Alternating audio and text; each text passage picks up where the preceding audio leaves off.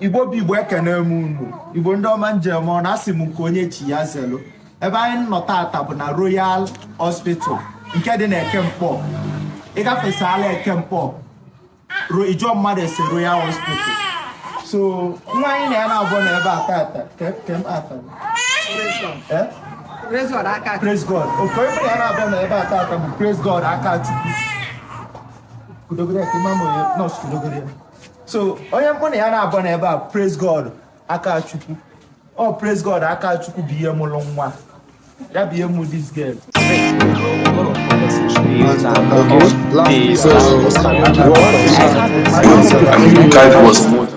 13-year-old girl had been allegedly raped by her supposed OGA.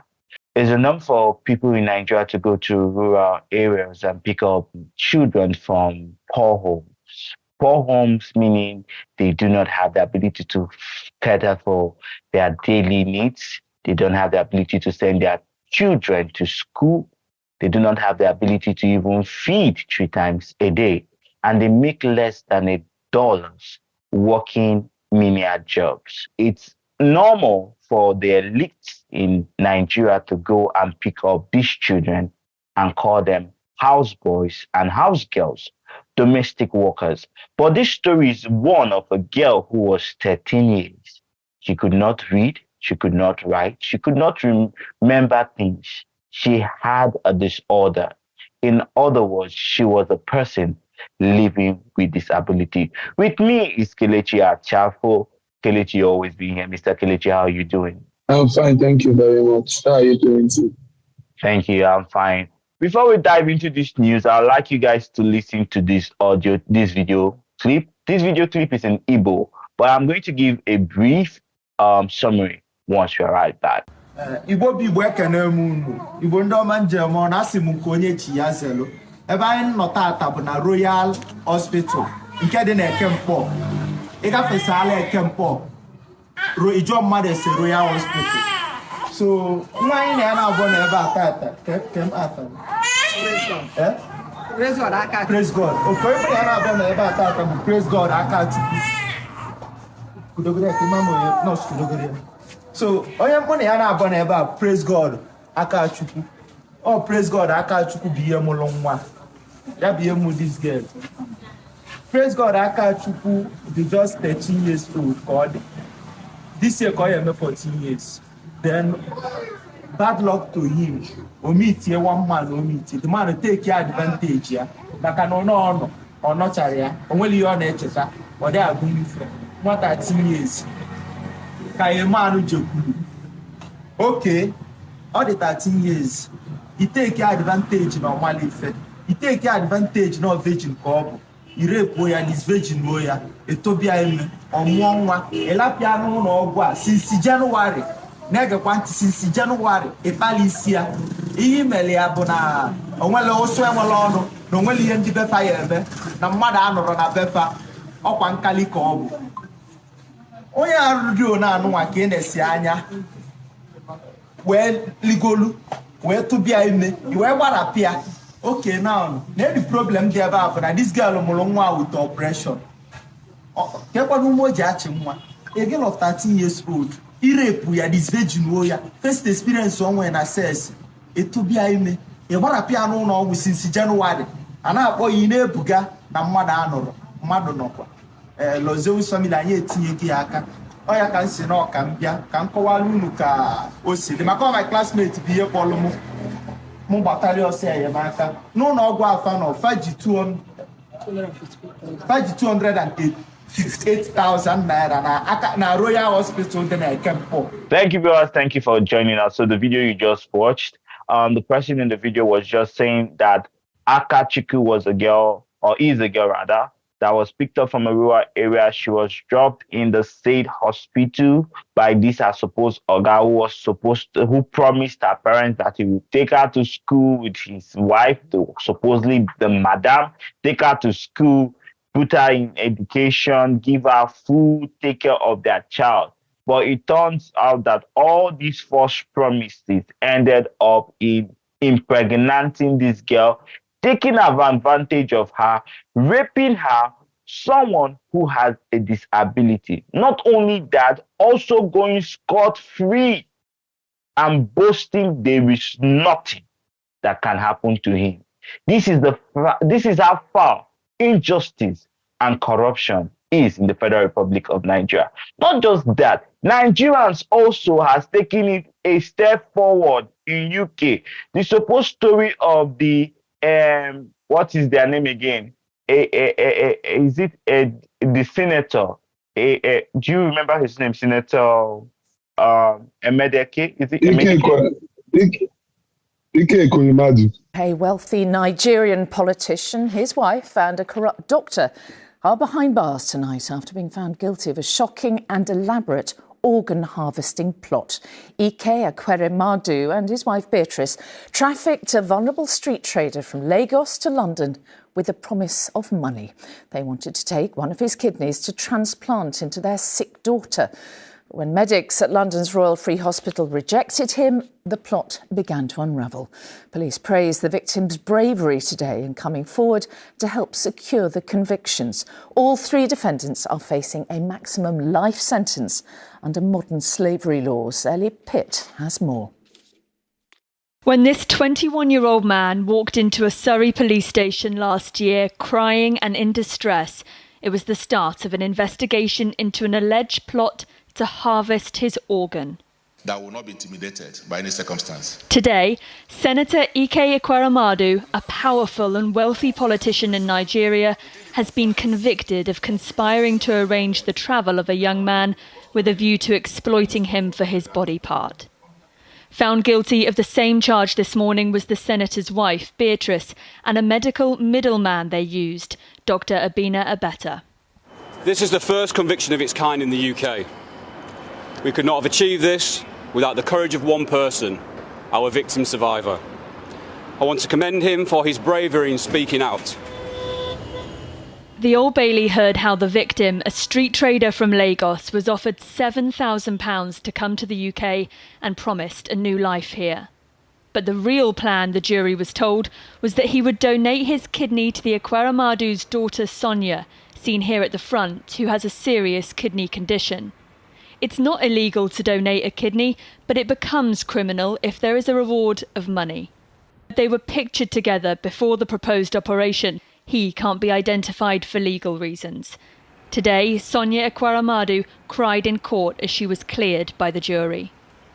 The alleged plan hit problems when the Ekweremadus took the 21-year-old to start the transplant process. The court heard how the victim came to this London hospital and that he didn't understand why he'd been brought to the UK until he met a doctor here.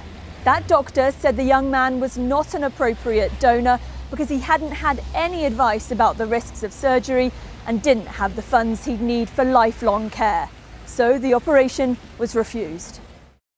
The jury was told the Ekweremadus then continued the search for a donor, and this was when the victim was able to escape.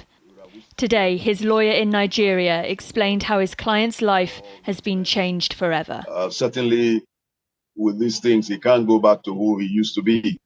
He can't come to Nigeria freely, obviously. He cannot walk the streets of Nigeria. The cheerful part of it is that he's excited that he was able to stand up for himself. And this decision to do that and seek help from the police has now created a historic legal precedent. And that's because this is the first case where a conviction has been secured using the organ harvesting element of the Modern Slavery Act, a relatively new piece of legislation brought in 2015. But prosecutors have been criticised for the lack of convictions they've secured under it. Ike Ekweremadu, Beatrice Ekweremadu and Obina Obeta will be sentenced on the 5th of May. Ike Ekweremadu, the Senator Ike Ekweremadu took it a notch forward by going to Nigeria to harvest living human organs and taking the live human organs to the UK to also save his own child. How greedy can man be? Kelechi, what do you have to say concerning this matter? Even now, I wish that we talked about the Ike Ekweremadu's case. I really wish that we had that time on Breaking Israel, because to be honest, if you ask me, I don't really see anything bad in what he did. What I saw was a desperate father.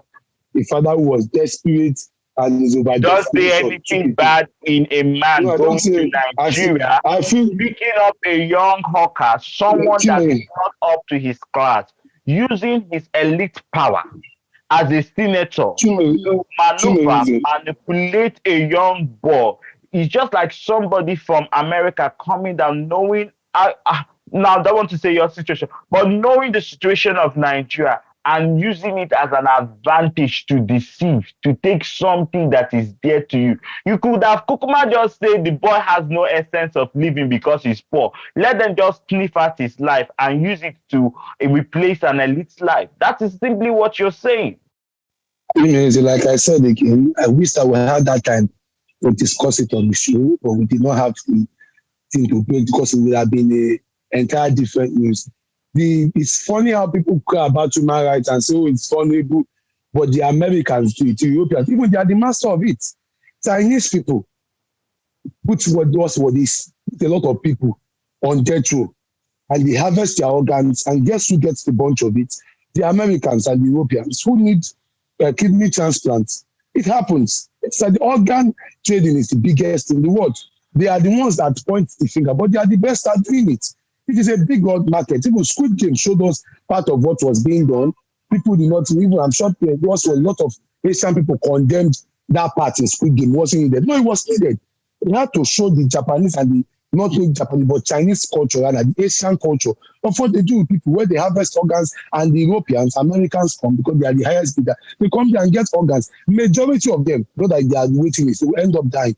The owner of Apple ended up dying after being on the waiting list for so long. They tried to persuade him to use the black market, but he could not because although people said that he was trying to say, he said no. Even if he had said yes, if he had gotten a new organ, they would have asked, the world would have asked, how did you get this organ? Because if you get an organ in in that country, it should be on record. But if you get it outside the country, then it's also going to be in the record that you got your organ outside the country. And before you know, there might be investigations, and before you know, something might lead to something and something. And maybe he wasn't willing to go through that spyglass. So what I saw was an Ekwekwe who was desperate. He on the visa, it was boldly written that it was a donor visa. He went through the appropriate check. The only thing that they nailed him for was the fact that he promised the boy a better life. If he became successful, don't worry, you have a better life. You do this, you do that. I'll make sure that after your post care will be well taken care of. I will give you a house too where you stay. Where you the quote and unquote cap that as monetary enticement, which is actually true to an extent, but it's not also entirely true.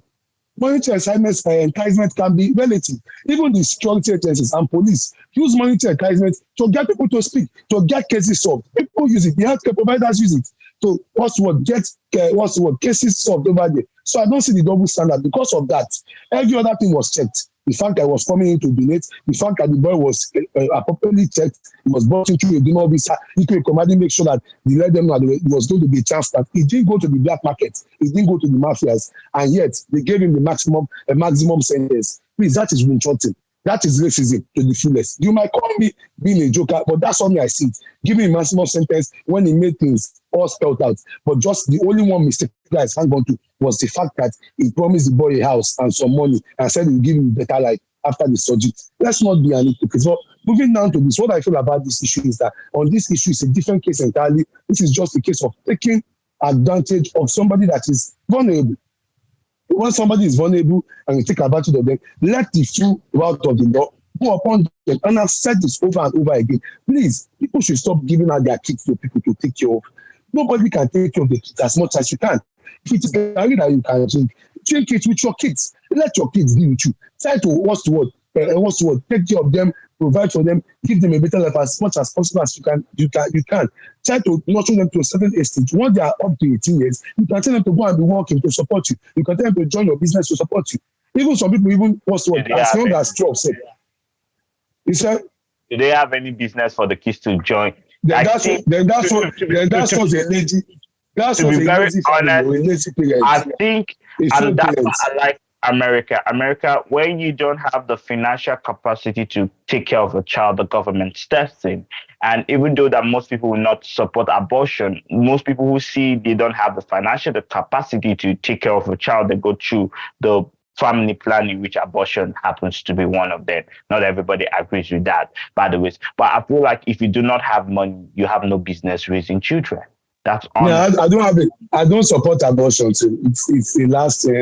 It's what's the word? It destroys the human body. It's not going to find it. But go ahead.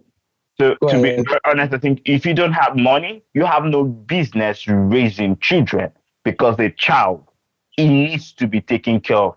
A child is an expense. A child, you not born pikin, come carry and give your brother. Those days are gone. Or you born pikin, say, I'll go train them. No. If you want to have a child, you must make sure you have the financial capacity to take care of that child. You will see gate man with 20,000 naira income. You are having 10 children for who? To take care of who? What business do you? And one of them will be, who told you one of them will be president? If you don't have money, leave children alone. Let God direct them to where they can be taken care of. If you don't have money, be a surrogate parent.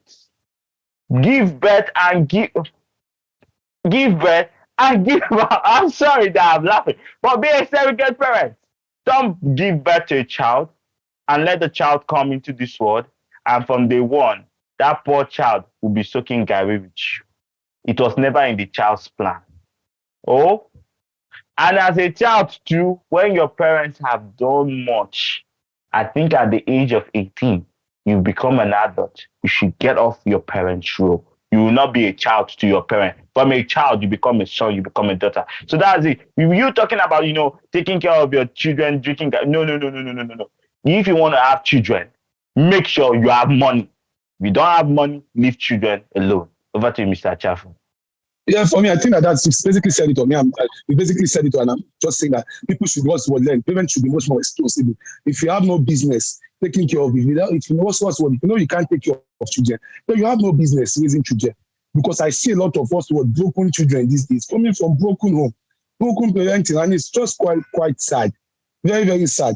If it's just two you can take care of, you give birth to the two, take care of the two. Not when you have so much children, as much as 7 or 9, and share the children like palliative. At the end of the day, it's not, you can't predict what is going to happen. Some will say, when I give birth, one of them I end up becoming the governor, one of them the president. Well, yes, it might happen, but it might also not happen. You might end up being poor and broke, until when you die, you still die penniless.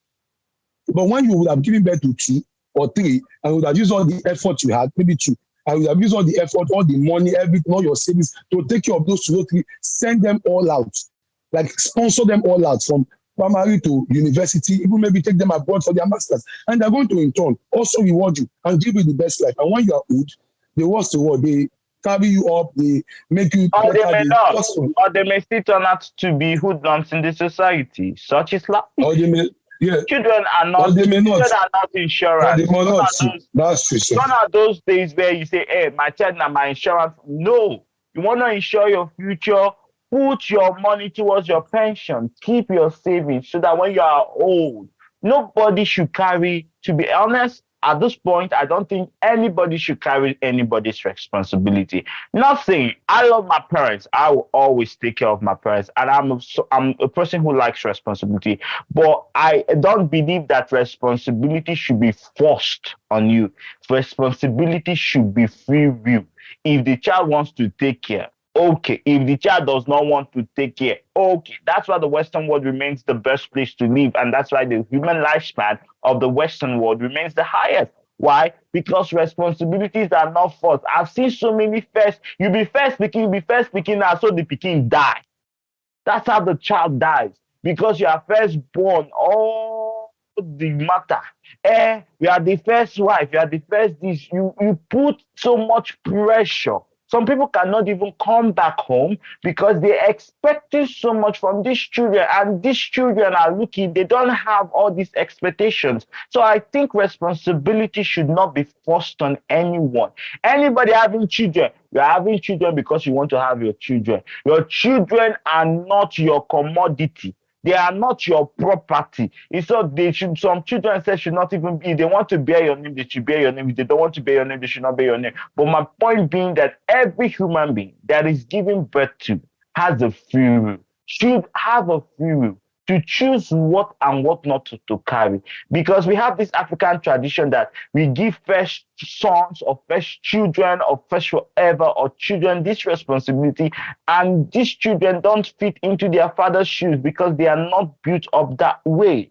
And the same thing goes vice versa, parents or children vice versa. I think at the end of the day, my point being that everyone should have the free will to choose what responsibility they want to carry.